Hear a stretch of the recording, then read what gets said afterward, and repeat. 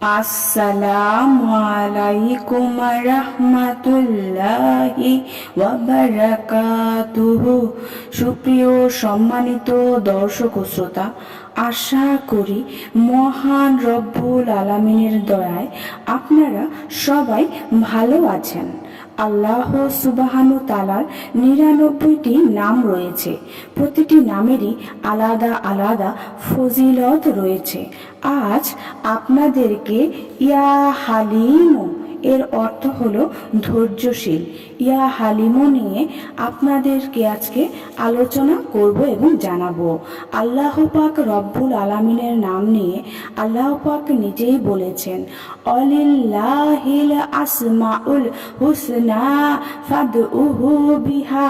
আল্লাহর সুন্দর সুন্দর নাম রয়েছে, তোমরা সেই নামসমূহে তাকে ডাকো। অর্থাৎ আল্লাহ পাক রব্বুল আলামিনের তার নামসমূহ ধরে ডাকলে আল্লাহ পাক খুব দ্রুত সাড়া দিয়ে থাকেন। রাসূল সাল্লাল্লাহু আলাইহি ওয়াসাল্লাম তো বলেই দিয়েছেন, যে ব্যক্তি আল্লাহর ৯৯টি নাম মুখস্থ করবে ও পাঠ করবে সেই ব্যক্তি জান্নাতে যাবে।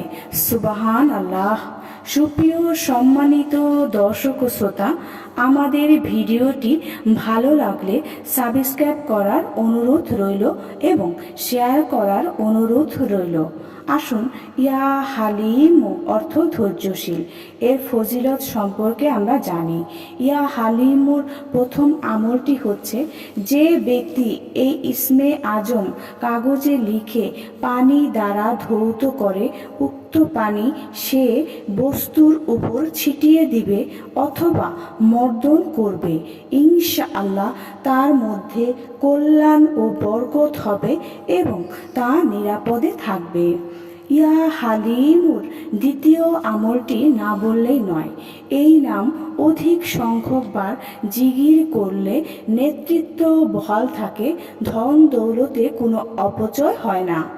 প্রত্যহ জোহর নামাজের পর এই নাম ১১ বার পাঠ করলে আল্লাহ তাআলার রহমতে মান সম্মান বৃদ্ধি পায়, তাছাড়া সে সকলের ভক্তির পাত্র হয়।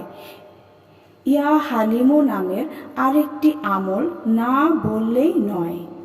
যে ব্যক্তি এই পবিত্র নামটি সদা সর্বদা মনে মনে জিকির করে, তার মন হতে হিংসা, ক্রোধ, বিরক্তি, বিদ্বেষ দূরীভূত হয়ে যায়। সুবহান আল্লাহ।